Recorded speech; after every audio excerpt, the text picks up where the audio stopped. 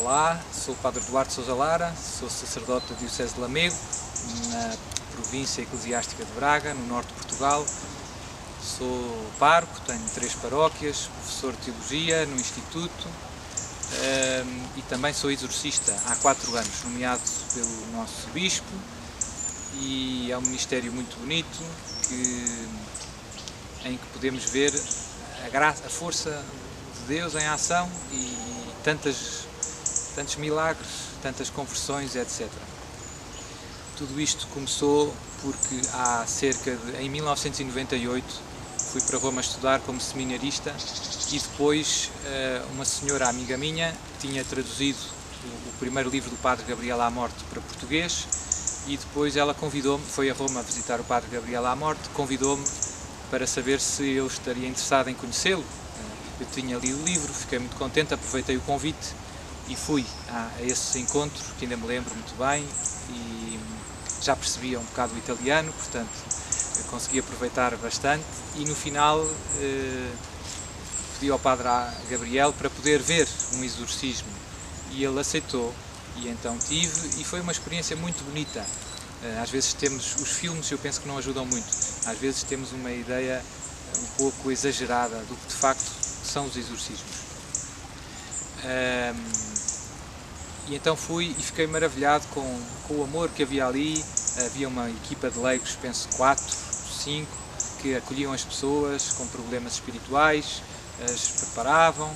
Depois o Padre Gabriel ia rezando meia hora com cada um e assim se passava uma manhã e com o passar das semanas e dos meses viam-se os progressos, as pessoas a ficarem melhor, a virem com alegria, a partilharem como é que a vida delas estava cada vez melhor. Havia pessoas que às vezes não conseguiam trabalhar, não conseguiam sair de casa, etc., por causa dos ataques diabólicos, e com as orações, com os exorcismos e o empenho delas na vida cristã, iam ficando cada vez melhores. E notava-se.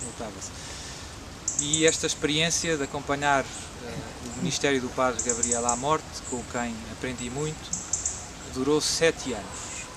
Depois fui ordenado sacerdote e ainda fiquei mais 3 anos em Roma como professor e para terminar para fazer a tese de doutoramento, e nessa altura pedi ao meu bispo se me permitia acompanhar o Padre Gabriel já como sacerdote, e ele aceitou, e então continuei, cada vez vendo mais casos e aprendendo, e o Padre Gabriel já está bastante idoso, como as pessoas sabem, e até era bom, porque às vezes ele distraía-se, esquecia-se de alguma frase, eu lá o lembrava onde é que nós estávamos, e é preciso também às vezes segurar, e etc.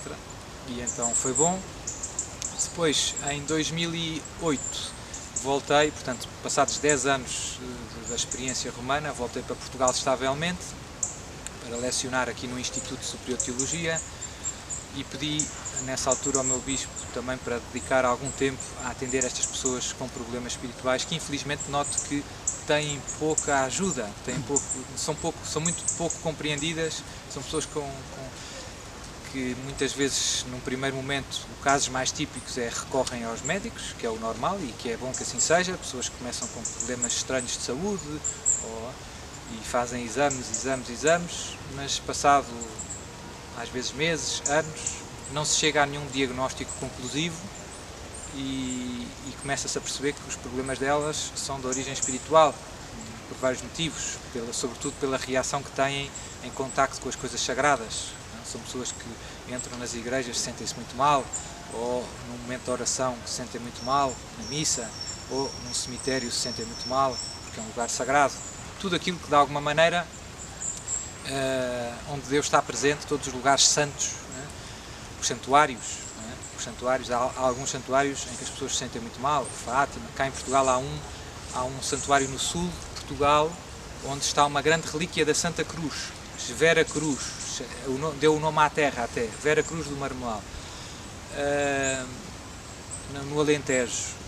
Segundo a tradição, na Idade Média, no tempo das Cruzadas, os cruzados trouxeram uma grande relíquia da Santa Cruz para Portugal, e houve um milagre, e a relíquia ficou ali, porque floresceu, nasceu uma nascente, etc. Toda uma história. Fez ali um grande convento, e ainda se dá a bênção no domingo depois da missa com o Santo Lenho, que é a relíquia da cruz. E é impressionante o impacto que causa aquela bênção, aquela proximidade com aquela relíquia da cruz em muitas pessoas destas que têm distúrbios espirituais, reagem violentamente, etc. Todas estas pessoas, percebe-se que o problema delas, que não tem explicação clínica, nem do ponto de vista psicológico também, porque são depois pessoas que vão para os psiquiatras, para os médicos. Tenho vários casos, tenho vários psiquiatras e psicólogos, amigos meus, que me mandam casos que do ponto de vista psicológico, psiquiátrico, não têm nenhum enquadramento clínico. São coisas estranhas, pessoas que não reagem à medicação, deviam reagir e não reagem, etc, etc.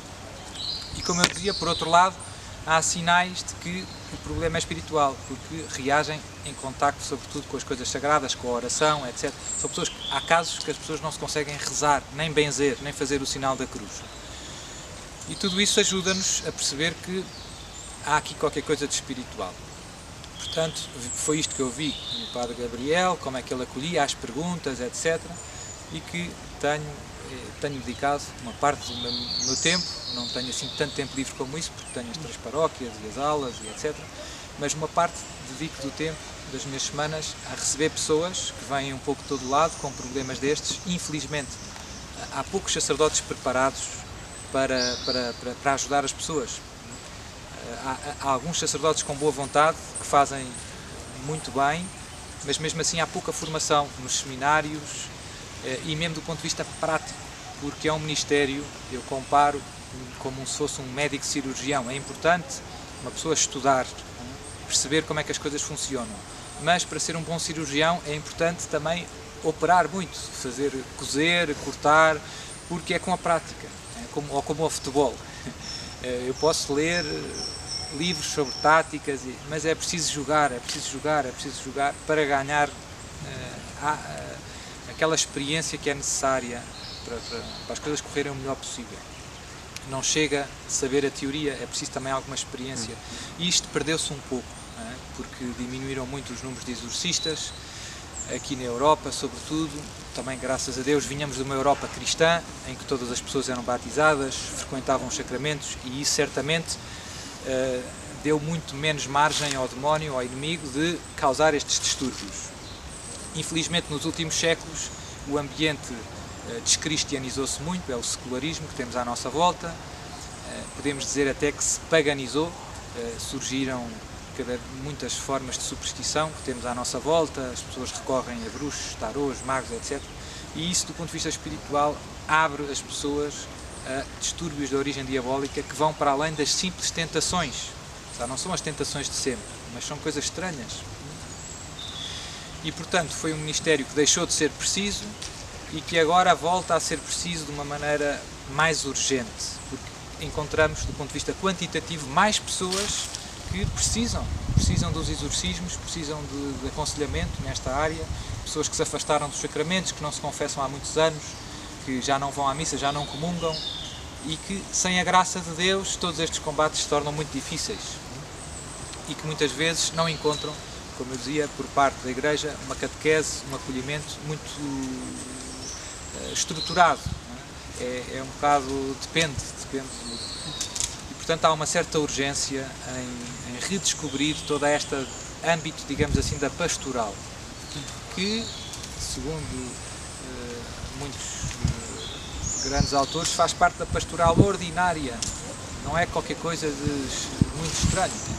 Todos os sacerdotes deviam saber um pouco disto, porque as pessoas, quando vão ter com um sacerdote, estão à espera de alguém que seja perito nestas questões espirituais. Não estão à espera de outras coisas. Os sacerdotes sejam peritos em economia ou em direito, isso não lhes compete tanto. Mas as questões espirituais, as pessoas contam com os sacerdotes, com a oração dos sacerdotes. E queria também aproveitar para encorajar todos os sacerdotes a usarem o poder da bênção. O sacerdote, quando abençoa em nome de Deus, é a bênção de Deus que transmite, não é a sua bênção, é a bênção de Deus. E a bênção de Deus tem um poder incrível. E devíamos habituar-nos a dar a bênção de Deus com alegria, não é? Quando nos pedem, e eu diria até quando não nos pedem, porque a bênção de Deus é poderosa. E temos toda a tradição bíblica e do Novo Testamento, em que cristãos viviam abençoando uns aos outros. E quanto mais, aqueles que foram constituídos para serem representantes do próprio Cristo no meio de nós. Uma vez uma coisa tocou-me muito numa aparição de Nossa Senhora, depois de Nossa Senhora no final da aparição abençoou os terços que as pessoas tinham e disse: agora têm que receber a bênção do sacerdote, porque é a bênção do meu próprio filho. E aquilo a mim fez-me muito bem. Já sabia que a bênção do sacerdote era a bênção de Jesus, mas a bênção do sacerdote é a bênção de Jesus. Por isso, queria aproveitar para animar todos os sacerdotes a darem a bênção de Jesus, como diria São Paulo, oportuna e inoportunamente. Não tem contraindicações. Não tem contraindicações. As bênçãos de Deus, quanto mais melhor. Pronto, mas isto, voltando atrás, perdeu-se um pouco este âmbito da pastoral. Às vezes concentramos todos os nossos esforços em diagnósticos, em conselhos, e esquecemos de rezar com as pessoas. De parar e rezar. Às vezes até dizemos: sou padre, reze por mim, eu vou rezar. E não fazemos, sente-se aí, vamos rezar agora, em nome do Pai, do Filho e do Espírito Santo. É bom rezar logo, sem medo, onde calhar. Não é? Ninguém leva a mal um senhor padre estar a dar a bênção a um fiel, ninguém se escandaliza com isso, devia ser a coisa mais normal, devia ser a coisa mais normal. Como eu dizia, nas faculdades eclesiásticas, nos seminários, deixou de se transmitir este corpo de saber, e isto, do ponto de vista prático, torna-se uma lacuna no dar resposta a estes problemas que surgem neste ambiente mais secularizado, neopagão. Como eu dizia, pois o número de casos vai aumentando na Europa, em geral, Portugal não é exceção, destas pessoas, uma grande maioria são católicos não praticantes, e a grande maioria dos casos que eu tenho são vítimas de malefícios. O que é um malefício? É pedir ajuda ao demónio para fazer mal, fazer dano a alguém. Malum facere, do latim. Toda a teologia clássica, Santo Afonso, por exemplo, explica muito bem o que é o malefício, como é que se evita, como é que se resolve, etc. A maior parte das pessoas que eu recebo são pessoas que são vítimas destes malefícios. Os casos mais típicos são invejas no trabalho, problemas com vizinhos, invejas com vizinhos, problemas familiares entre as famílias, às vezes também partilhas, heranças, invejas, e infelizmente as pessoas recorrem muitas vezes aos bruxos, aos adivinhos, com o intuito de fazer mal a alguém. Obviamente que também recorrer aos bruxos para curar uma doença, para ter um filho, também é pecado grave e também abre a porta ao demónio. Estamos sempre a pedir ajuda ao demónio para conseguir uma coisa boa ou para conseguir uma coisa má. Portanto, é sempre muito perigoso do ponto de vista espiritual fazer isto. Mas a maior parte dos casos que eu atendo são pessoas que viviam, católicos não praticantes, que infelizmente foram vítimas de um malefício. Colegas de trabalho, como eu dizia, vizinhos, família, por inveja, por maldade, e que de repente começam a ter problemas físicos, espirituais, a ouvir coisas, a ver coisas, desmaiar, perder os sentidos, entrar em transe, começam a recorrer aos médicos, exames, vão várias vezes para o hospital, para as urgências, nessas vezes fazem-se os exames todos, uma vez, duas vezes, três vezes, às tantas começam a perceber que o problema deles não é um problema fisiológico, não tem nenhum diagnóstico clínico. Muitas vezes essas pessoas acabam por recorrer aos curandeiros, aos bruxos, como primeira alternativa. Muitas vezes depois dos hospitais passam para os psicólogos, os médicos encaminham para os psiquiatras, para os psicólogos muitas vezes, mas também sem sucesso. Medicação, tratamentos, os próprios psicólogos e psiquiatras não percebem o que é que se passa. Como eu dizia, tenho muitos casos de pessoas, alguns casos de pessoas que são enviados por psiquiatras, psicólogos, que não têm nenhum enquadramento clínico. E são pessoas que reagem às coisas sagradas, etc. Mas muitas vezes a tentação mais frequente destas pessoas é recorrer aos curandeiros, àquelas senhoras boas, entendidas, como se diz aqui, que fazem umas rezas e que ajudam as pessoas, que têm um dom, acham elas. Isso também não resolve o problema, pelo contrário, é sempre o demónio que está por trás. As pessoas vão aos curandeiros, muitas vezes são explorados, pagam muito, fazem umas rezas, muitas vezes o demónio alivia temporariamente os seus sofrimentos, o mesmo demónio que está a causar o mal alivia, convence a pessoa que o curandeiro o está a ajudar, mas o problema arrasta-se 1 ano, 2 anos, 3 anos, 10 anos, às vezes chegam pessoas aqui passados 30, 40 anos de sofrimento. E só passados 30, 40 anos é que encontram um sacerdote exorcista, que lhes explica as coisas como elas são e começa um caminho de conversão sincera.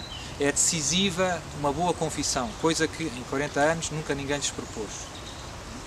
O primeiro passo para vencer o demónio é sair do pecado.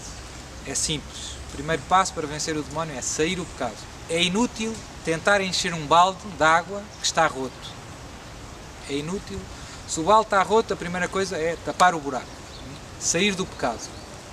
Dou sempre a todas as pessoas um exame de consciência com os 10 mandamentos, muito detalhado em cada mandamento, porque infelizmente as pessoas não estão habituadas a fazer um exame de consciência sério. Confessam-se mal. Muita gente vem ter comigo e diz: eu não mato nem roubo, Sr. Padre. E depois eu começo a fazer umas perguntas: faltou à missa ao domingo? Faltei. Então, olha, já tem um pecado grave. Foi à bruxa? Fui, mas não foi para fazer mal a ninguém. Já tem outro. Pratica a contracepção com o seu marido? Sim, pratico, toma pílula ou uso o dispositivo. E quando começamos a escavar, vem um sem fim de pecados graves que, infelizmente, as pessoas cometem com alguma frequência e sem grande consciência da gravidade. Portanto, o primeiro passo é ajudar as pessoas a sair do pecado, fazer uma confissão completa e, sobretudo, é muito importante isto, arrependido. Sem arrependimento não há salvação. Se nós não nos arrependemos dos nossos pecados, a graça de Deus não consegue entrar nas nossas almas. Não é que Deus não queira, mas se não há arrependimento, o nosso coração não se abre à misericórdia de Deus. E isto nunca é demais insistir, porque às vezes há pessoas que fazem o exame de consciência, vão-se confessar porque eu faço alguma pressão, mas falta o arrependimento. E isso dá espaço ao demónio de continuar a ter domínio sobre aquela alma. Sem arrependimento concreto, não se vence o pecado, não se volta para a graça de Deus. Portanto, depois de uma confissão bem feita, eu encorajo as pessoas a uma caminhada de sacramentos e de oração. Confissão frequente, eu digo, é como tomar banho. Nós também lavamos o cabelo, tomamos banho, porque queremos ter o nosso corpo limpo. E esquecemos da nossa alma. A nossa alma também precisa de higiene espiritual.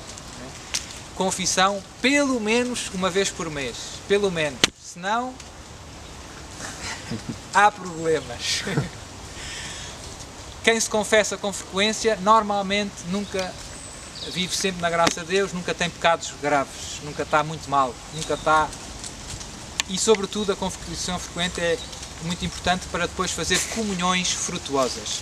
Para receber Jesus é preciso estar preparado. Não basta ir à missa e comungar. Também aqui há muitos problemas. As pessoas que recebem a comunhão sem estarem prontas para receber a comunhão. Como eu dizia, faltam ao domingo à missa, vão à bruxa, contracepção, tarari, tarará, tarará, injustiça, e que vão comungar. Não. Fazem mais outro pecado, sacrilégio. Confissão bem feita. E só depois é que, se estarmos na graça de Deus, é que podemos receber dignamente e frutuosamente o corpo de Jesus. É decisivo, confissão bem feita, para comunhão frutuosa. Senão, eu fui comungar, mas em que estado? É sempre a história do balde. Se o balde não está tapado, está roto, não fica nada. Ainda ofendi mais a Deus, se não estou preparado. Portanto, confissão pelo menos uma vez por mês, peça a toda a gente. Mas pode ser mais, 15 em 15 dias, todas as semanas. Não tem contraindicações, pelo contrário. O progresso da nossa vida espiritual está muito ligado a viver bem o sacramento da reconciliação. Quem se confessa bem, para sermos santos, que no fundo é sinónimo de sermos felizes, para sermos felizes temos que nos confessar muito e temos que nos confessar bem. Esse é o segredo.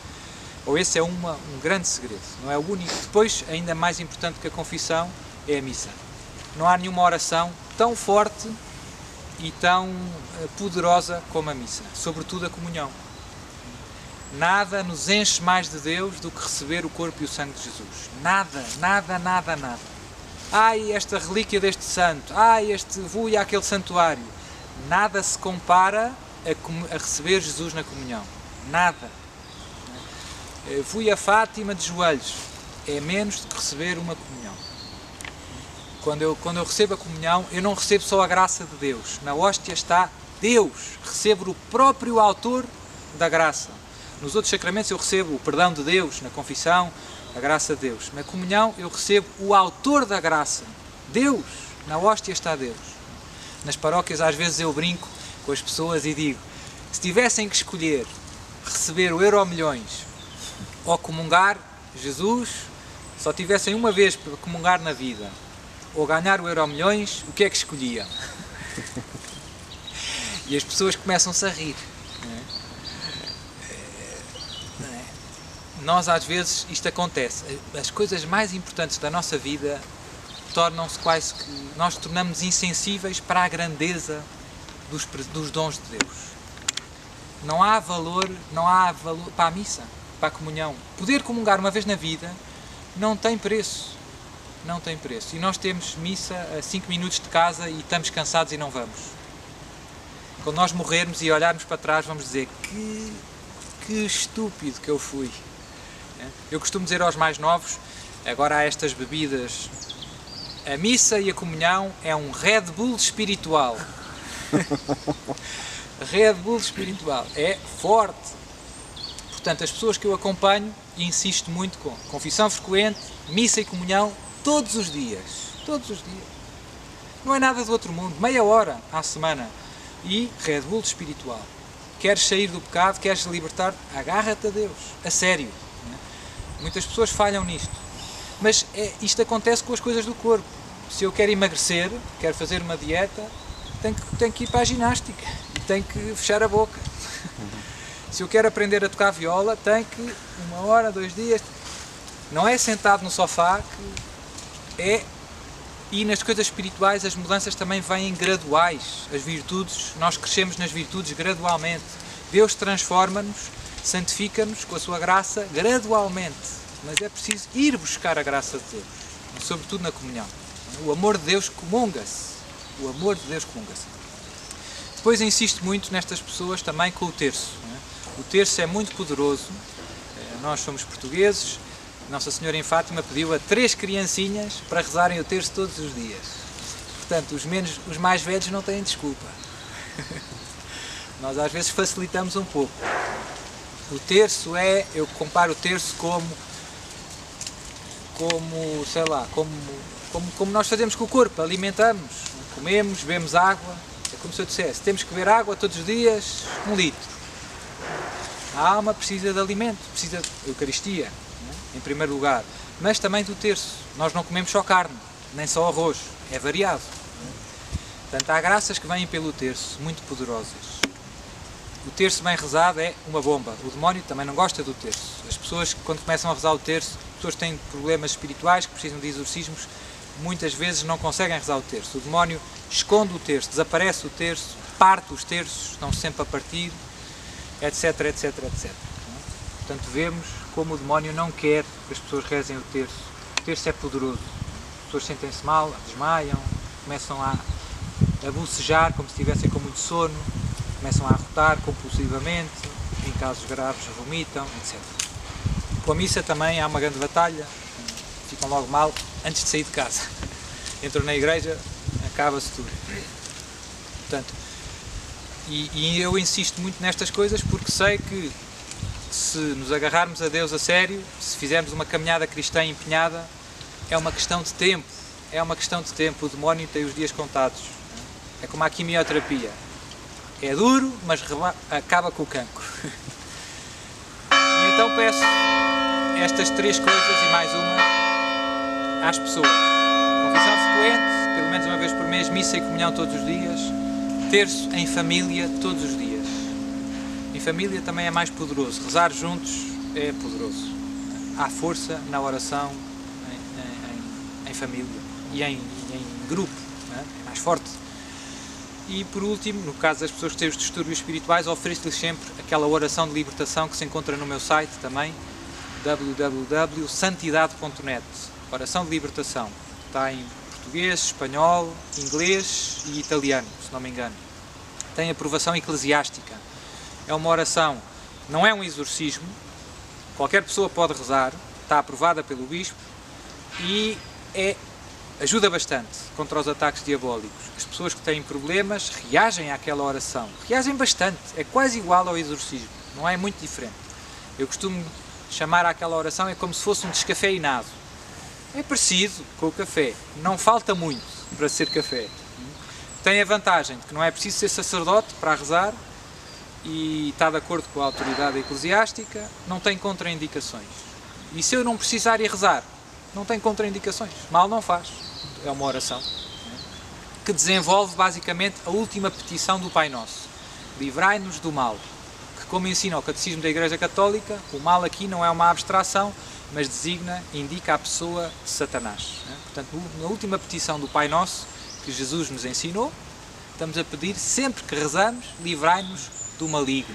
É o que ensina o Catecismo da Igreja Católica. E esta oração desenvolve esta última petição. Livrai-nos de Satanás, todos os malefícios, tarari, tarará, tarará. Como eu dizia, no caso dos distúrbios diabólicos, reagem muito as pessoas. E eu uso muito também como meio diagnóstico. Quando converso com as pessoas, falo com elas, nunca rezo logo o exorcismo. Primeiro há sempre um colóquio com várias perguntas, etc. Já foi ao médico, já foi ao psiquiatra, já tem os exames, o que é que lhe disseram, o que é que não disseram. E depois começa a perguntar por tem ido à missa, não tem, confessa-se, né? E no fim reza a oração de libertação. Depois do colóquio tenho logo uma certa, como já estou muito habituado, já lá vão 12 anos, né? Já vi muita coisa, logo pelo colóquio fico logo com uma certeza bastante, quer dizer, com um grau de certeza bastante alto de se a pessoa precisa de exorcismos ou não. Mas no final rezo sempre a oração de libertação como última etapa da fase de diagnóstico. Rezo a oração de libertação, começo normalmente com uma leitura bíblica do Deuteronómio, para ajudar as pessoas a perceber que todas estas práticas supersticiosas, adivinhos, invocação dos mortos, há pessoas que vão ao domingo à missa, à segunda-feira vão aos centros espíritas, vai à missa e comunga, às vezes há pessoas que são catequistas, ministros da comunhão e depois trabalham no centro espírita, é de doidos. As pessoas não conhecem a palavra de Deus e como essas práticas são incompatíveis com a nossa fé batismal. Não se pode dizer, Senhor, eu acredito em Ti, eu amo-te, eu vivo da Tua palavra e depois ir à concorrência. Acreditar noutra palavra, que não é a palavra de Deus. Pôr a confiança noutra força, que não é a graça que vem dos sacramentos, nem da oração. O que é que isso na prática implica? Que eu tenho dois deuses. Que eu gosto deste Deus, mas quem me ajuda mesmo é o chá do bruxo. Não é a confissão, não é a missa, não é a unção dos doentes. Isto entrou muito. Então começo sempre com uma leitura bíblica do livro do Deuteronómio, capítulo 8, se não me engano. Depois fazemos a renovação das promessas do batismo. Para quê? Sobretudo para que nas renúncias ao demónio se crie uma espécie de divórcio com todas estas práticas supersticiosas que são a grande porta de entrada destes distúrbios espirituais. É por causa de termos posto a confiança nos adivinhos, nas magias, no reiki, etc., que abrimos espiritualmente a nossa alma a estas ações diabólicas extraordinárias. Isto implica sempre um certo pacto com estas forças. São Tomás de Aquino é muito claro. São Tomás de Aquino Santo Agostinho e os padres da Igreja são muito claros. Porquê? Porque tinham muito disto, sobretudo nos primeiros séculos. E, portanto, explico isto às pessoas, partindo da palavra de Deus, e depois renovo com elas as promessas do batismo, desenvolvo um pouco as renúncias e aplico-as a estas práticas supersticiosas que temos à nossa volta. O espiritismo, o reiki, os curandeiros, os bruxos, os adivinhos, o rock satânico, há muito disto, etc, etc, etc. Portanto, renunciar a tudo isso e depois voltar a professar a fé em Deus Pai, Filho e Espírito Santo, ajudando-nos a perceber que as renúncias são como se fosse um divórcio com o demónio que está por trás de todas estas atividades. E depois a fé batismal é uma espécie de casamento com o Deus vivo e verdadeiro, com a Santíssima Trindade. Renovar as promessas do batismo. Se isto for vivido com fé, é poderoso.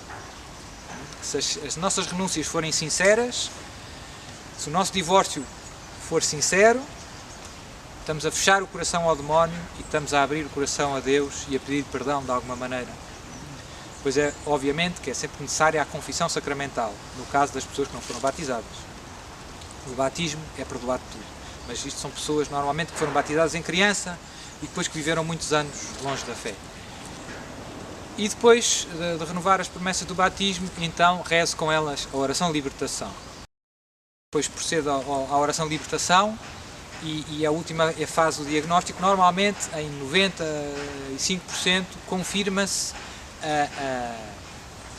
o diagnóstico a que tinha chegado pelo colóquio. Quando rezo a oração de libertação e me parece que há distúrbios espirituais, confirma-se na oração.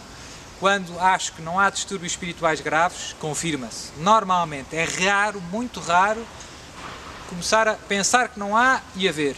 Muito raro, muito raro. Portanto, um bom colóquio, um bom discernimento, como eu dizia, uma boa formação, se os sacerdotes estivessem preparados, sabiam, mesmo sem rezar a oração de libertação, sabiam distinguir já os casos. Depois, a oração de libertação, também aproveito para encorajar todos os sacerdotes e mesmo os leigos. Qualquer pessoa pode rezar, qualquer pessoa pode rezar. O que é preciso? É preciso fé, só, é preciso fé, rezar com fé.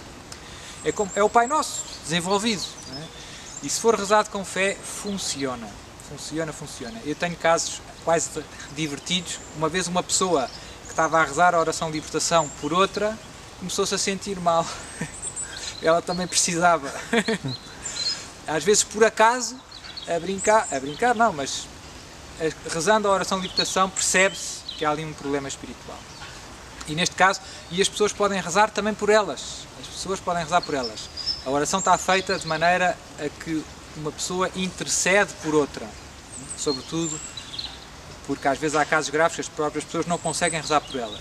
Mas a pessoa pode adaptar o texto e em vez de pedir a Deus que liberte o nosso irmão João, posso pedir que me liberte a mim. Adapta-se o texto e dá perfeitamente. Nos casos em que as pessoas reagem violentamente e depois do diagnóstico feito, das colóquio, etc., isto tudo demora tempo, marco-lhes no outro dia, há outro dia em que eu faço os exorcismos, são tudo casos graves, que eu sei que precisam de exorcismos e que estão a ser acompanhados por mim também do ponto de vista espiritual. Como eu dizia, confissão, missa, terço e depois também despeço para rezarem todos os dias a oração de libertação, no fim do terço. Depois essas pessoas vêm normalmente uma vez por mês porque eu não tenho facilidade para os receber mais vezes, mas podia ser 15 em 15 dias, varia um pouco dos casos. Faço uma vez por mês, como fazia o Padre Gabriel, às sextas-feiras. Recebo 8 pessoas, 8 exorcismos maiores todas as sextas-feiras. Tenho mais ou menos cerca de 30 casos graves, para terem uma ideia. Não são imensos. Portugal é grande, né? E não há muitos exorcistas a trabalhar.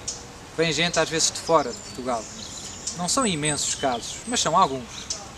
São alguns. E se houvesse mais exorcistas, mais trabalho haveria. E há mais 3 ou 4 em Portugal, também a trabalharem, a receberem. Portanto, às vezes há alguns sacerdotes, alguns bispos que até acreditam no demónio e que reconhecem que o demónio existe e que o exorcismo pode existir, mas acham que é 1 em cada 1 bilhão. Não é bem assim. É um pouco mais. E, portanto, por isso é que devia haver um exorcista, pelo menos, em cada diocese. Às vezes isso não acontece e então, pronto, no meu caso, tenho que ajudar muitas pessoas aflitas que não têm sacerdotes preparados para as ajudar nas próprias dioceses. Ainda, mas graças a Deus as coisas também têm melhorado. Também um exorcista não se improvisa. É um ministério delicado e a Igreja faz muito bem em prudência. Prudência, é preciso preparar-se doutrinalmente, espiritualmente e do ponto de vista prático, se a gente quisesse pastoral. Não é chegar e começar a rezar exorcismos. E, portanto, os bispos fazem bem a serem prudentes. Né? É preciso preparar. Mas é um problema do ponto de vista pastoral. Né? Há muita gente com problemas, há muita gente a precisar desta nossa ajuda, deste nosso serviço de discernimento, de oração e de libertação, nestes casos mais graves. Depois, às sextas-feiras, rezo, começo sempre nas sextas-feiras são só os casos graves, tenho uma equipa de leigos que me ajuda, porque às vezes é preciso ajudar a segurar nas pessoas, as pessoas reagem violentamente, etc, etc. A família vem sempre, são sempre 3 ou 4 pessoas da família e mais 2 ou 3 leigos que me ajudam. Como é que se processa o rito, né? E o que é que eu uso? No ritual antigo, o ritual novo, às vezes fala-se um pouco disto, em latim, em português. Eu aprendi o rito dos exorcismos com o padre Gabriel à Morte, que é o ritual antigo, em latim, com o rito antigo. E tenho o rito antigo e agora há pouco tempo a Congregação do Culto Divino, como sabem, foi aprovado o antigo ritual, a missa do Missal de 62, portanto qualquer sacerdote hoje pode facilmente usar o ritual antigo e os livros litúrgicos que se usavam antes da reforma litúrgica e portanto também os exorcismos, no caso de ser sacerdote exorcista. Mas eu uso o rito atual, primeiro porque comecei a usá-lo e não noto nenhuma eficácia, nenhuma diferença na eficácia. Acho que é igualmente eficaz o rito atual como o rito antigo. Houve algumas mudanças no ritual novo para o antigo, sim, mas eu diria acidentais, nada de substancial, sobretudo nas formas deprecativas e imperativas, está lá tudo. Eu acho que houve mudanças para melhor em alguns aspectos e houve uma ou outra coisinha que não se diz nada, mas que eu penso que foi pena não se dizer, que são úteis. Por exemplo, a questão de pôr a estola à volta da pessoa, as pessoas reagem à estola, em alguns casos bastante, outros nem por isso. Há muitas pessoas que reagem aqui ao pescoço. Usar o óleo dos catecúmenos é uma coisa muito poderosa também, sobretudo sobre a fronte, nos ouvidos, nariz, boca, aqui. Reagem, portanto, isso não está dito explicitamente no novo ritual, não se diz nada.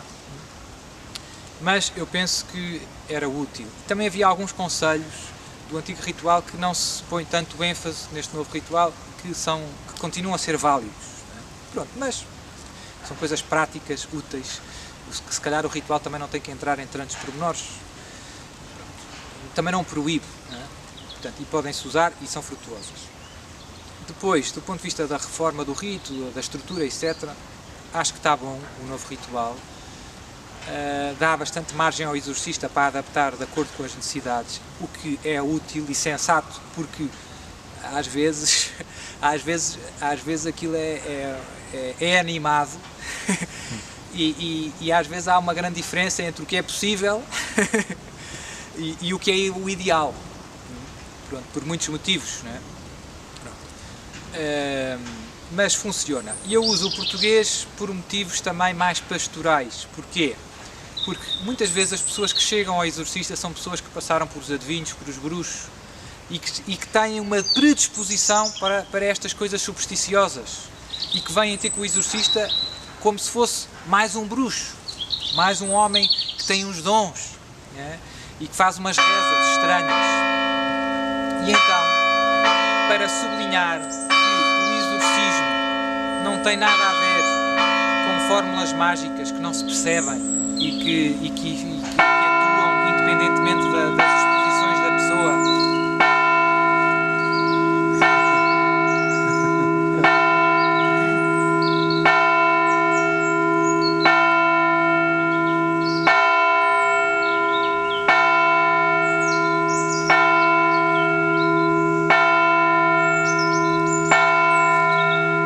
Então, para sublinhar bastante que o exorcismo não tem nada a ver com uma fórmula mágica que atua, que é meio misteriosa e que atua independentemente das disposições da pessoa, quase que automaticamente mete-se a moeda, sai a graça, como aquelas máquinas dos brinquedos das crianças, mete-se 50 cêntimos e sai. Há pessoas que vêm ter comigo com essa disposição, ó seu pá, toque, então mas confessou-se, toque. Querem que a gente reze, mas não querem conversão de vida, não se querem... Sempre o problema de fundo, se o balde está roto, não se querem arrepender, não se querem confessar, nem comungar, nem voltar aos sacramentos. Então, eu faço muita questão que elas percebam que a libertação delas passa pela conversão delas. É Deus que as vai salvar, é Jesus Nazaré que as vai ajudar. E Jesus Nazaré atua através dos sacramentos que Ele instituiu. Jesus Nazaré atua através dos 7 sacramentos que Ele instituiu e dos quais a Igreja é ministra. nós somos servidores. Eu digo, eu sou só o carteiro. A graça passa de Jesus por mim, através dos sacramentos, das bênçãos, não é minha. Não é minha, é de Jesus. E então, gosto de rezar o exorcismo em português. Também não noto diferença entre o latim e o português. Não noto diferença. Sinceramente, parece-me igual a eficácia. E tenho o de latim, e portanto tenho o ritual novo em latim, tenho o ritual antigo em latim e tenho o ritual em português em latim. E uso o português. E parece-me que ajuda as pessoas porque o rito é bonito e é catequético. As orações são orações que nos falam, muito evangélicas, muito bíblicas, que nos falam da ação de Jesus, do poder de Jesus de libertar o demónio, que nos recordam que Jesus nos libertou do mal, que destruiu o demónio na sua cruz, com a sua paixão e ressurreição, etc., que invocam os santos, São Pedro, São Paulo, a autoridade da Igreja. Tudo isto é catequético, tudo isto faz bem às pessoas ouvir, faz bem às pessoas perceber que é diferente. Os bruxos nunca tiveram nada de parecido.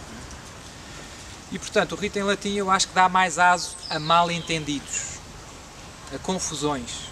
A pessoa vai, o padre faz umas rezas estranhas, ninguém percebe o que é que o padre está a pedir e a pessoa melhora. Eu prefiro usar o rito em português. Pronto, depois o rito demora mais ou menos 20 minutos, no meu caso. Começamos sempre com a oração de libertação, todos juntos. Peço às pessoas todas para rezarem a oração de libertação, os familiares. Tento envolver muito os familiares no processo de libertação da pessoa. Nós somos uma família espiritual. A Igreja é uma família espiritual. Comunhão dos santos. Nós salvamos-nos uns com os outros. A Igreja é isso, não é cada um por si. Estamos ligados espiritualmente, uma espécie de internet da graça de Deus. Nós estamos ligados. Quando uma pessoa se santifica, se aproxima de Deus, os outros vão um pouco a reboque e também para o mal. E isto nos laços familiares vive-se muito, portanto é importante que todos se confessem. Então tente sempre envolver a família na ajuda, no processo de libertação da pessoa que está atormentada pelo demónio. E portanto gosto de, quando a pessoa vem às sextas-feiras para os exorcismos, começar por perguntar se confessou, neste mês tem ido à missa todos os dias, comungado, terça em família, oração de libertação, e depois começamos todos juntos rezando a oração de libertação. Depois de terminada a oração de libertação, as pessoas rezam o terço, Pai Nosso, Ave Marias, mas em voz baixa, nem em voz baixa, para dentro, não há silêncio total. Só rezo eu o exorcismo maior, como é suposto. Durante o exorcismo, normalmente, há casos mais graves do que outros. Os casos mais leves sentam-os num sofá muito cómodo, bastante baixo, e as pessoas reagem um bocado, arrotam, vomitam, torcem-se. Às vezes não é preciso segurar muito. Há casos médios em que já é preciso uma ou duas pessoas a segurá-las no sofá. Tem que se segurar os braços, as pernas, e é preciso ali. E há casos muito graves que tenham uma marquesa, como os médicos, uma cama pequenina, em que se deitam as pessoas e todas as pessoas, 5, 6 pessoas, os familiares, o marido, quem for, seguram na pessoa enquanto se rezam os exorcismos. Às vezes é preciso tapar a boca porque muitos gritos e às vezes os demónios cospem muito, mordem e é preciso cuidado. Não é? Pronto, e portanto é preciso algumas pessoas a segurar, porque se a pessoa está deitada é preciso assegurar os pés, os joelhos, os braços, a cabeça, para eu conseguir rezar. Se não se consegue segurar a pessoa, eu não consigo rezar porque cria-se uma grande confusão. Pronto. Durante o exorcismo os demónios reagem, no final do exorcismo termina a oração. Eu no fim de tudo gosto de invocar sempre o sangue de Jesus, que é muito poderoso, o Espírito Santo, sobre diversas áreas da vida da pessoa, sobre a saúde, sobre o casamento, sobre o trabalho, etc. Porque muitas vezes os malefícios são orientados a determinado aspecto. Às vezes as pessoas são atacadas em geral, tudo corre mal, a saúde, o casamento, etc. Às vezes é só algum aspecto da vida, é para matar a pessoa, às vezes o malefício. Então a pessoa tem fortes tentações de suicídio, fortes. Corta-se, atira-se da janela, o demónio incita muito ao suicídio. Às vezes é para destruir o casamento, a pessoa tem uma grande repugnância da mulher ou do marido, não sabe explicar. Ao pé dela, E o demónio ataca muito. Às vezes é no trabalho, entra no trabalho, dores de cabeça, começa a arrotar, a vomitar. E então os malefícios são orientados a determinado aspecto da vida da pessoa. Quando nós rezamos por isso explicitamente, o demónio, digamos assim, salta-lhe a tampa, né? Começa, e é bom insistir, e isso acelera, digamos assim, o processo de libertação. Porque estamos a pedir no fundo a Deus, ao sangue de Jesus, que venha exatamente sobre ali a raiz do problema. Pronto, depois o exorcismo termina. Quando termina, a pessoa volta a ela. Nos casos mais graves está em transe, não se lembra de nada. Nos casos mais leves está consciente. Há casos mais leves em que está consciente, mas não consegue falar, mas está a ouvir tudo e o demónio fala através dela, mas ela lembra-se de tudo e ouve. Há casos ainda mais leves, que ela está consciente, consegue falar, o demónio não fala, ela só tem algumas manifestações, mas nada de muito grave. Quando se termina o exorcismo, marca-se um novo exorcismo, faz um balanço de como é que as coisas estão a correr, se estão melhor, se estão pior, etc. E passado um mês seguinte, a pessoa volta e, de uma maneira gradual, o fenómeno mais típico é os ataques vão sendo menos frequentes, os ataques diabólicos vão sendo menos frequentes e vão sendo menos intensos, cada vez são mais leves. Com o passar dos meses, quanto é que demora? Varia de caso para caso, depende imenso da conversão, da sinceridade da conversão da pessoa, se a pessoa se arrependeu, se comunga, se ama Jesus, se acredita em Jesus, então vai rápido. Se a conversão é só eu faço porque o seu padre mandou, não vai tão rápido. Mas, regra geral, com os meses são menos frequentes os ataques e menos intensos. Às vezes, num primeiro momento, aumentam de intensidade. Quando vem o primeiro exorcismo, para o segundo, é muito atacada. O demónio joga muito com a tentação do desânimo. As pessoas pensam, eu estou a rezar mais e estou pior. É a tentação muito típica. Quando, no princípio, começam a ir à missa todos os dias, a confessar-se, o demónio ataca-as muito e elas pensam que se eu não rezar estou bem. É truque. É continuar e depois é que começa a acalmar. Portanto, às vezes há um pico de ataques e depois nos meses seguintes é sempre gradual. Nos últimos exorcismos já quase não reage e depois basta continuar com a vida cristã, os ataques acabam por desaparecer. E a pessoa pode fazer a sua vida normal, e tenho muitos casos, graças a Deus, que são pessoas que estão ótimas e que hoje em dia estão melhores do que estavam antes. Isto ajuda-nos a perceber porque é que Deus permite. Há muitas pessoas que se revoltam um pouco. Como é que Deus permite que nós possamos ser vítimas de um malefício? E eu não fiz mal a ninguém, fizeram-me mal e estou mal. Porquê é que Deus permite? Porquê é que Deus permite o mal? Eu digo a essas pessoas que Deus permite o mal porque Deus do mal consegue tirar coisas boas. Se não fosse aquela história, elas se morressem se calhar iam para o inferno. Porque não viviam longe de Deus, viviam em pecado, também por causa disso o demónio conseguiu chateá-las. Quem vive na graça de Deus está protegido. Eu vou à missa, confesso-me e vivo na graça de Deus. Tenho que ter medo? Nenhum. Quem tem medo é ele. Quem tem medo é o demónio. Um cristão na graça de Deus é um sacrário. Um cristão na graça de Deus é um sacrário. O Espírito Santo está dentro de nós. E o demónio não gosta do Espírito Santo, nem de Deus. Portanto, agora, infelizmente, como eu dizia, a maior parte das pessoas são católicos não praticantes. Vivem em pecado. Perderam a graça de Deus. São alvos fáceis. Há alvos fáceis para o demónio. Alguém faz um malefício. É fácil aquela outra pessoa ter problema. Seu padre, eu não fiz mal a ninguém, eu sou católico e estou mal. Primeiro, afastaste de Deus. E isso a culpa é tua. Afastaste de